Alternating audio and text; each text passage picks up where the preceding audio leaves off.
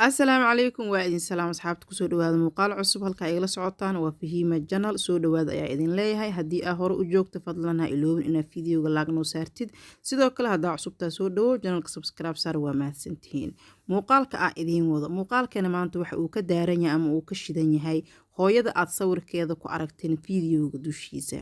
hooyadani waxaa ku dhacday qiso runtii aad iyo aad u xanuun badan oo sababtay inay koomo gasho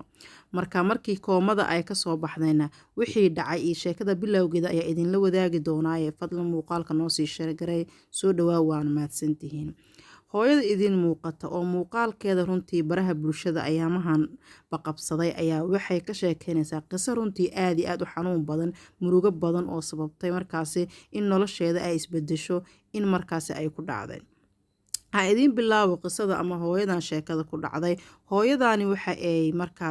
ay leedahay reer nin baa qabay waxa ayna u dhashay 4 ciyaal 2 wiil iyo 2 gabdhood sheekadu waxay ka bilaabatay markii hore ninka gabadhan qabay ama maamadan qabay waa yaraanteedii oo aad iyo aad u jeclaaday isla markaasna asaga oo wax jacayl ah ama wax rabitaan u sheegay in uu waalidkeed ka doontay isla markaasna waalidkii ay ku dareen markii ay isguursadeen kadib waxay tiri xoog baan u jeclaaday ninkeyga nafteeda baan siiyay nolosheedu waxay ahayd nolol aad iyo aad u qurux badan hal maalin waxay tiri nolosha gurigeyga iyo ninkeyga gabar ugama sheekeen sidoo kaleeto nolol xun soo ma arkin sidoo kale waxay tiri ninkeyga aniga aad baan isku jecleen markii laygu daray kadib ayaa waxaan dareema ay tiri jacayl aad iyo aad u baaxad leh intii aan la noolaay wax xumaana oo aan ka sheegan karo ninkeyga ma jirta ayay tiri sidaa idinkugu sheega muuqaalka waxay markaasi ninkii ay u dhashay 4 ciyaal waa 2 gabdhood iyo 2 wiil nolosha bilowgeedii waxay ku soo qaadatay sida ay sheegayso nolol aad iyo aad u qurux badan markii aan yaraa oo ninka markaas uu arki jiray waxaan ahay bay tiri gabar aad u qurux badan gabar catuutiya oo xaafadda dhan waxaa la iga yaqaan markaasi carabeeti ama gabadhii cadeeday ugu dambeyn ninkii reerkiga ee ugu daro oo ciyaal ayaan u dhalay jawigii quruxda badnaa halkaas ayuu ku ekaa ayay tiri intaas kadib waxaan gala ayay tiri arrin kale oo runtii igu noqotay filawaa ama fajac ama markaasi nolosheedii wax badan ka bedeshay gabar waxaa jirta ayay tiri walaashay ah oo guriga markaasi aan keenay si ay guriga igula noolaato gabadha waxay tiri way cunaysay way cabaysay waxay u baahanto dhan ayaan u sameynayay markaa waxay ahayd gabar walaashay ah caadi bay guriga nooleeday marnaba walaasheeda ani kama shakin ayay tiri laakiin murugada ugu badan guriga reerkaani farxadda markaasi kusoo bilowday waxaa ka daari doonta gurigaasi gabadha ee markaasi guriga lagu soo dhaweeyey ee marwada guriga deganeed walaasheedii ahayd marka walaashay ayaan guriga ku soo dhaweeyay tiri wax ka haleysnaa maysan jirin nolosheeda aad bay u qurux badneeday wax kasta u baahatana waan u sameynay waxaan arkay bay tiri walaashay oo uur leh uurkii ayaan aad ula fajacay ninna kuma ogeynin reerna ma lahaynin markii aan yaaba kadib oo aan dabagal fara badan aan sameeyay waxaan ogaaday bay tiri ninkeygii aniga aan 4 ciyaal u dhalay ee nolosha quruxda badan aan isla soo qaadanay ee aan nafteedii siiyay in uu gabadha walaashayda uureeyay waan qaada kari waa ayay tiri xoog baan u naxay waa ama kaaga oo fajac baa igu dhacay kadibna waxaan bilaabay tiri inaan afka furto oo qayliyo oo arrintaani familkeyga iyo familka ninka uu ka dhashtay ay ogaadaan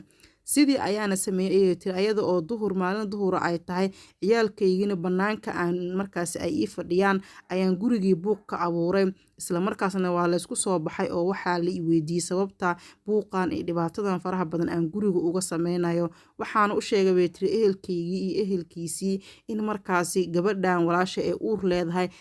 ninkeyga aan uga shakisanahay buuq iyo qayle kadib waxay tiri kooma ayaan gala oo dhaqtar ayaa layla cararay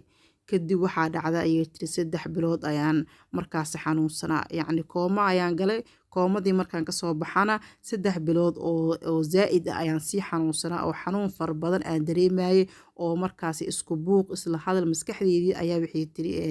waxaan dareemayay in maskaxdeedii ay isku dhex dardarsantay kadibna markii aan 3 bilood kadib aan soo yara roonaaday waxaan kusoo kala indhaqaaday ama aanba hadalkii iigu horeeyay aan maqla uu ahaa in gabadhii ay foolanayso naxtintii ugu weyneed ayaa igu dhacda ayay tiri markaa noloshii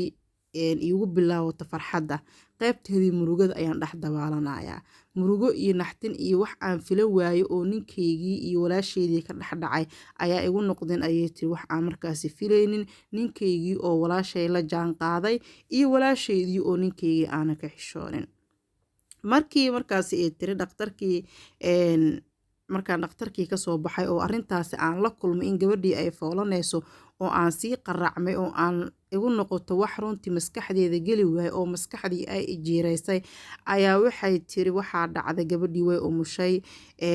muddo yacni laga soo wareegay dhowr bilood kadib waxaanan waxay tiri nafteyda inaan go-aan la gaara ayaan ku tashtay marka waxay tiri maadaama ninkayga anigu aan aada u jeclaa nafteedii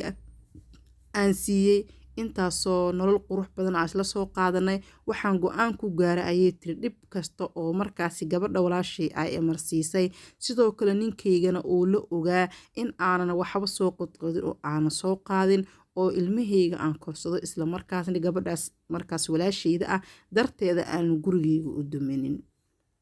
go-aankayga ayaan ku dhaqaaqa ayay tiri ninkaygii ayaana iska sii wadana hoosheeni yacni reerkayga ayaan iska sii dhaqanayay wixii aan qalbiga ka qabay iyo wixii xanuun ahaa iyo wixii gocasho ahay wixii aan dareemayay midna uma sheegi jirin oo aniga ayay igu koobnaayeen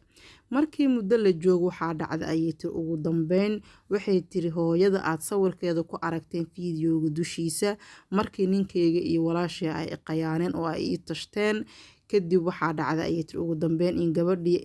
walaasheeda aheeday iyo ninkayga ay kala tagaan ayadoo hal canug u hayso marka fiidiyooga waxay kusoo gabagabaysay xaqii ayaa dilaacay oo gabadhii waa la furay waxaana dhacday ninkaygii inuu dib dambe igugu soo noqday marka qisada iyo sheekada marka waa sheeko runtii aada iyo aada u xanuun badan way dhacdaa marmarka qaar gabar ina adeertaa ah gabar eedadaa dhashay gabar habritaa dhashay intaad soo dhaweysatid inay ninkaagii ku daydo qisadu ma ahanin markaasi qiso hadda nagu cusub laakiin wax qurux badan ma aha in gabar walaashaa soo dhaweysay ninkaagii ay shukaansato ama ninkaagii laftiisa uu gabadhii walaashaada aheeda shukaansado wax qurux badan maaha isla markaasna guur ku heshiiyaan oo ay isguursadaan runtii wax aada u fiican maaha laakiin marmarka qaar way dhacdaa calafkuna sidiisa wax la celin kara maaha tan kale mid ayaa jirto gabadha ninka xaaska uu qabo oo ciyaalka u dhashay si kasta ay u fiican tahay ninku waxaaba ku borogaraamsan oo maskaxdiisa aanan ka bixin inuu 4 xaas ilaahay u baneeyey marka mid kasta uu arko wuxuu rabaa ninku inuu la jaan qaado waxaa ka dhaadhacsan 4 baa ilaahay kuu baneeyey xaaskiisii u wanaagsaneed ciyaalka u dhashay waqtiga wanaagsan ay isla soo qaateen markaa xasuustiisii waa yacni ma kusoo dhaceyso midda uu la sheekeysanay uu la jaan qaaday unbaa u muuqata marka waa idin mahad celinaya asxaabey qisooyin sidaan oo kale waa idinla soo wadaagi doonaa fadlan muuqaalka noo sheergareeya sidoo kale fiidiyooga laag dhac ku sii waa mahadsantihiin haddaa cusub tahayna soo dhawoow ha ismartiyeenin janalka subscribe noo saar qisooyin ayaa soo geli doonaa sidoo kale haddii aa qiso noo heysid qiso kugu dhacday waa nala soo wadaagi kartaa aad baa u mahadsantihiin sidaas iyo muuqaalka xigo intaa ku kulmayn waxaa idinkaga tegayaa nabadgelyo